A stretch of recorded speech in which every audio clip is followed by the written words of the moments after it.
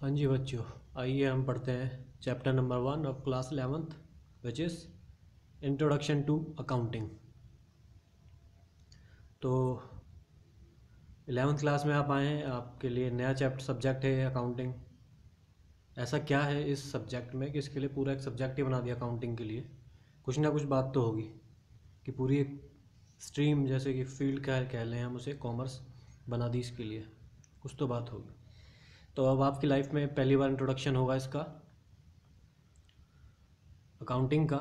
तो उसको पढ़ाने से पहले, इंट्रोडक्शन देने से पहले मैं आपको दो तीन बातें बताना चाहता हूँ जो आपको ध्यान में रखनी है पढ़ने अकाउंट्स को पढ़ते पढ़ते।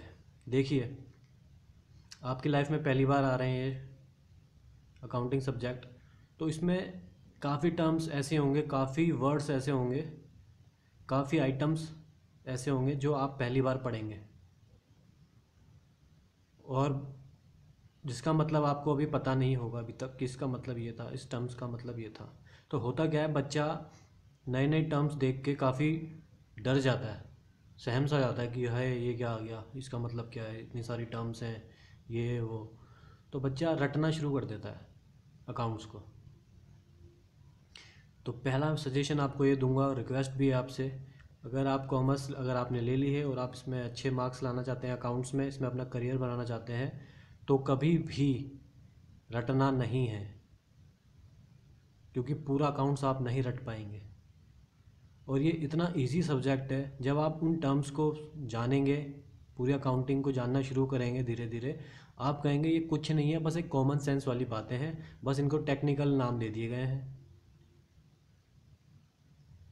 और आपको ये एक चीज़ बात और बता दूं मैं कि मैं ये एज्यूम कर रहा हूँ कि आपने मेरा पहला वीडियो देख लिया है, उसमें जो चीज़ें मैंने बताई हैं वो पढ़ ली हैं। अगर नहीं पढ़ी हैं तो आप प्लीज़ प्लीज़ प्लीज़ पहले जाइए, डिस्क्रिप्शन में लिंक दिया हुआ है मैंने वीडियो का, आप उसको जाके पहले पढ़िएगा, समझिएगा। क्योंकि अगर आपने वो नहीं पढ़ा होगा तो ये चैप्टर आपको समझने में प्रॉब्लम होगी, क्योंकि इस चैप्टर में काफ़ी टर्म्स ऐसी आने वाली हैं जो बार बार आएंगी। तो मैंने एक ही बार में वो सारी टर्म्स एक्सप्लेन कर दी हैं, ताकि आपको आने वाले टाइम में इस चैप्टर में कोई प्रॉब्लम ना हो। तो पहले आप वो वीडियो देख लीजिएगा, फिर इस चैप्टर में आइएगा। और जिन्होंने पहले ही ऑलरेडी वो वीडियो देख लिया है तो आप कंटिन्यू कर सकते हैं इस चैप्टर को। हाँ जी, तो मैं कहता आपको कभी रटना नहीं है, क्योंकि अकाउंट्स कॉमन सेंस पे बेस्ड है, कुछ नहीं है। जब टेक्निकल वर्ड्स का आपको मतलब पता चलता रहेगा, आप कहेंगे ये तो बहुत ही ईजी है, जैसे कि उस डिस्क्रिप्शन वाली वीडियो में आपको पता चल गया होगा कि इसका मतलब ये था, तो बहुत ईजी ही है। तो डरना नहीं है, बस इसको आराम से पढ़ेंगे, अपनी लैंग्वेज में पढ़ेंगे, देसी लैंग्वेज में पढ़ेंगे, इसका समझेंगे जैसे एक कॉमन मैन समझता है उसको, वैसे समझेंगे। फिर हम बुक की लैंग्वेज से समझेंगे। अकाउंटेंट, हमें अकाउंटेंट बनना है इसमें, या अपना करियर बनाना है इसमें, कॉस्ट अकाउंटेंट, चार्टर्ड अकाउंटेंट, या बीकॉम भी करनी है हमें, MBA वगैरह जो भी करनी है अकाउंट्स का हमसे, जब जब हमें अकाउंट्स पढ़नी पड़ेगी उसको अच्छे से पढ़ेंगे, रटेंगे नहीं कभी भी। तो पहली रिक्वेस्ट ये थी आपसे कि कभी रटना नहीं है, क्योंकि ये कॉमन सेंस पे बेस्ड है, बिल्कुल ही इजी लगेगा। तो अब चलते हैं चैप्टर की तरफ, जिसका नाम है इंट्रोडक्शन टू अकाउंटिंग।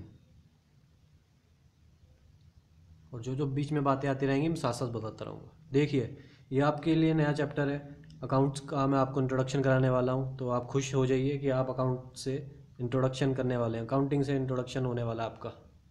अब देखते हैं आखिर ये है क्या ये सच में मुश्किल चीज़ है या फिर बहुत ही ईजी है, कॉमन सेंस पे बेस्ड है। चलिए आइए देखते हैं। इसमें लिखा हुआ है, पहला क्वेश्चन है मीनिंग ऑफ की terms used in the chapter. ठीक है जी, पहली पहली जो मीनिंग दिया गया है, डेफिनेशन दी गई, वो अकाउंटिंग की, क्योंकि हम अकाउंटिंग तो पढ़ने जा रहे हैं। चलिए पढ़ते हैं। Accounting is the process of identifying, measuring, collecting, recording, classifying, summarising, analysing and communicating financial information to the users. बताइए जी, अब कोई अकाउंट्स में आया बच्चा 11th क्लास में अकाउंट्स लिए, अब वो ये डेफिनेशन पढ़ता है, उसका सर घूमने लगता है, जी ये इतनी सारी क्या क्या लिख दिया इसमें अकाउंटिंग के बारे में। तो वो डर जाता है बच्चा। तो रटना यहीं से शुरुआत हो जाती है। और जब आपको मैं इनके बारे में बताऊंगा, आप कहेंगे अच्छा इसका मतलब ये था, बस ये तो कुछ भी नहीं है। तो रटने की ज़रूरत नहीं है, बस साथ साथ पढ़ते जाइए।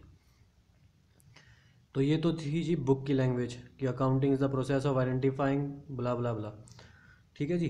अब इन सारी टर्म्स को जो लिखा हुआ है, identifying, measuring, collecting, recording, classifying, summarising, analysing, communicating financial information to the user, ये सब एक एक करके हम समझेंगे। और जब हम एक एक करके ये सारे टर्म्स समझेंगे तो आपको पता है आपका एक क्वेश्चन इनको समझने में ही कंप्लीट हो जाएगा। वो क्वेश्चन क्या है? एट्रीब्यूट्स ऑफ अकाउंटिंग, इसको हम कह सकते हैं कैरेक्टरिस्टिक्स ऑफ अकाउंटिंग। ठीक है जी। तो ये देखिए वही identifying, measuring, recording, classifying, ledger वगैरह। तो मैं अब आपको समझाता हूँ वन बाय वन। बुक की लैंग्वेज में पढ़ने से पहले मैं आपको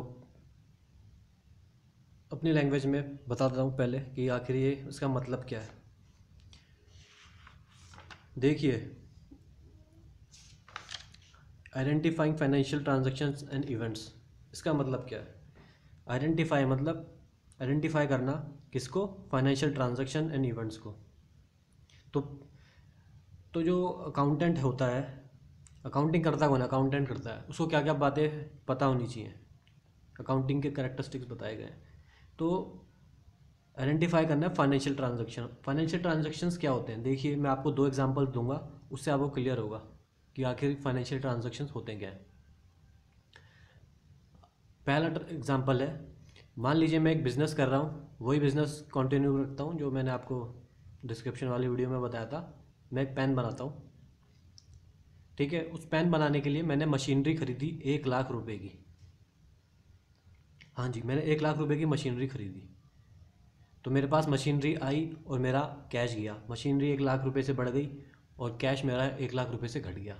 साफ साफ पता चल रहा है इस ट्रांजैक्शन से कि इसमें फाइनेंस इन्वॉल्व है। फाइनेंशियल ट्रांजैक्शन कौन होती है? जिसमें मॉनेटरी आइटम्स होते हैं। मॉनेटरी आइटम्स मतलब पैसा, रोकड़ा पैसा इसमें इंक्लूड है उस ट्रांजैक्शन में। तो वो क्या होती हैं? फाइनेंशियल नेचर की। साफ साफ पता चल रहा है मशीनरी 1 लाख रुपए की थी, तो वो फाइनेंशियल ट्रांजैक्शन फाइनेंशियल नेचर की थी। जो मॉनेटरी टर्म्स की होती हैं उनको हम आइडेंटिफाई करते हैं। और दूसरा एग्जांपल मैं दूंगा, मान लीजिए जो मैं बिज़नेस कर रहा हूँ, मैं वो काफ़ी सारी चीज़ें मैनेज करनी पड़ रही थी कि रिसेप्शन में भी खुद बैठ रहा था और मैं कॉन्ट्रैक्ट्स भी खुद कर रहा था और कंप्लेंट्स भी हैंडल में कर रहा था, सब कुछ काफ़ी चीज़ें मैं हैंडल कर रहा था। तो मैंने सोचा कि क्यों ना एक मैनेजर रख लूँ। तो मैंने एक मैनेजर हायर करा, मैनेजर को मैंने हायर करा एक। तो मैनेजर को हायर करना, क्या कोई मॉनेटरी आइटम इंक्लूड दिख रहा है आपको? कुछ पैसे का लेन देन दिखा अभी तक इसमें? नहीं, मैंने तो सिर्फ एक मैनेजर को सिलेक्ट करा है, अपना मैनेजर बनाया है एक को, किसी एक इंसान को। तो उसमें तो कहीं मॉनेटरी आइटम्स इंक्लूड ही नहीं है, कोई पैसा रोकड़ा इंक्लूड ही नहीं हुआ, तो वो फाइनेंशियल ट्रांजैक्शन नहीं हुई। हाँ, अगर मैं उसको सैलरी पे करूँ, जो कि मैं करूँगा, जब सैलरी पे करूँगा जिस दिन करूँगा वो अलग चीज़ हो जाएगी मॉनेटरी आइटम में। मगर जिस दिन मैंने उसको सिलेक्ट करा एज ए मैनेजर, उसमें कहीं आपको नहीं दिख रहा होगा कि कुछ पैसों का लेन देन हुआ होगा। ठीक है जी। तो ये हो गई दूसरा, जो कि नॉन फाइनेंशियल ट्रांजैक्शंस है, जिसमें फाइनेंस, मॉनेटरी आइटम्स, पैसा, रोकड़ा इंक्लूड ही नहीं है इसमें, वो हो गई। तो अकाउंटेंट को आइडेंटिफाई करना होता है पहले स्टेप में कि कौन सी उसके काम की चीज़ें हैं। और काम की चीज़ें कौन सी हैं? जो फाइनेंशियल नेचर की होंगी, जिसमें पैसा इंक्लूड होगा, वैल्यू इंक्लूड होगी, पैसा, वैल्यू। ठीक है। तो आइए बुक की लैंग्वेज पढ़ते हैं। और ये आइडेंटिफाई क्यों करते हैं वो हम आगे इसी क्वेश्चन में आगे पता चलेगा हमें। ठीक है। Identification is the process of determining which transactions and events are to be recorded. ठीक है। Accounting records only those transactions and events which are of financial nature. जिसका फाइनेंशियल नेचर है सिर्फ उसी को ही रिकॉर्ड करते हैं। तो हम आइडेंटिफाई क्यों कर रहे हैं? ताकि रिकॉर्ड कर सकें सिर्फ वो वाले आइटम्स जो फाइनेंशियल नेचर के हैं। हमें क्या करना है कि हमने सिलेक्ट करा है, कोई मैनेजर रखा है, उससे अकाउंट्स में क्या फ़र्क पड़ेगा? कुछ नहीं। हमें तो वो देखना, हम तो मुंशी हैं, हम तो अकाउंटेंट हैं, हमें तो वो देखना है कि कितना पैसा आया, कितना गया, मॉनेटरी टर्म्स में कितना हमारे एसेट बढ़े, कितनी हमारी लायबिलिटी कम्स हुई, ये सब रिकॉर्ड करना होता है हमें तो। ठीक है। तो हमें सिर्फ फाइनेंशियल नेचर के रिकॉर्ड करने हैं, इसलिए हमने आइडेंटिफाई करा। The process involve identifying transactions that are of financial nature. ठीक है। For example purchase of raw material, मैंने रॉ मटेरियल ख़रीदा। अब रॉ मटेरियल क्या होता है मैंने डिस्क्रिप्शन वाली वीडियो में आपको बता रखा है। तो मैंने परचेज़ करा रॉ मटेरियल, परचेज़ करा रॉ मटेरियल मतलब ख़रीदा तो मतलब मेरा कैश गया होगा और मेरे पास रॉ मटेरियल आया होगा। ठीक है, तो मॉनेटरी आइटम्स हैं इसमें इन्वॉल्व हो रही, साफ पता चल रहा है। Similarly sale of finished goods भी मैंने एक्सप्लेन कर रखा था आपको। तो मैंने अपना प्रोडक्ट बेचा, फिनिश गुड बेचा तो मेरे पास कैश आया होगा और मेरा गुड्स बिके होंगे, स्टॉक कम हुआ होगा। तो इसमें लेन देन दिख रही है पैसों की, मॉनेटरी आइटम्स में वैल्यू है इसमें कुछ। ठीक है, ऑफ द फर्म मतलब जो मेरा बिजनेस है। अभी आप ये सोच लीजिए कि फर्म का मतलब बिजनेस जो मैं कर रहा हूँ। This transactions are identified with the help of bills, receipt and evidence. Most important line है ये लास्ट वाली, कि हम आइडेंटिफाई करते कैसे हैं। हमें कुछ हमारे पास होगा एविडेंस, तभी तो हम आइडेंटिफाई कर सकेंगे कि हाँ ये फाइनेंशियल ट्रांजैक्शन है या नहीं। ये थोड़ी है कि कोई भी हमें आके बोल देगा कि हमने वो ख़रीद लिया है, आप रिकॉर्ड कर लो। नहीं, हमें चाहिए होते हैं एविडेंसेस। वो क्या होते हैं, जैसे कि बिल। जैसे मैंने परचेज ऑफ रॉ मटेरियल करा, अब उस रॉ मटेरियल में जिससे मैंने परचेज़ करा होगा उसने मुझे कोई इन्वॉइस दिया होगा, कोई बिल दिया होगा। तो वो बिल जाएगा अकाउंटेंट के पास, वो अकाउंटेंट वो बिल को देखकर एंट्री करेगा, रिकॉर्ड करेगा उसे। ऐसी सेल ऑफ फिनिश गुड्स, जो कस्टमर मेरे पास आया होगा मेरा पेन खरीदने के लिए फिनिश गुड्स, उसको मैंने बिल दिया होगा, एक इन्वॉइस दिया होगा। जब इन्वॉइस उसके पास जाएगा तो अकाउंटेंट के पास उसकी एक कॉपी आती है, कार्बन कॉपी जो होती है, आपने देखा होगा बिल के नीचे एक कार्बन कॉपी भी होती है।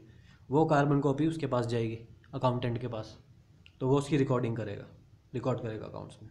अब रिकॉर्ड कैसे कैसे करते हैं आगे पता चलेगा। तो पहला स्टेप क्लियर है, आइडेंटिफाई फाइनेंशियल ट्रांजैक्शन।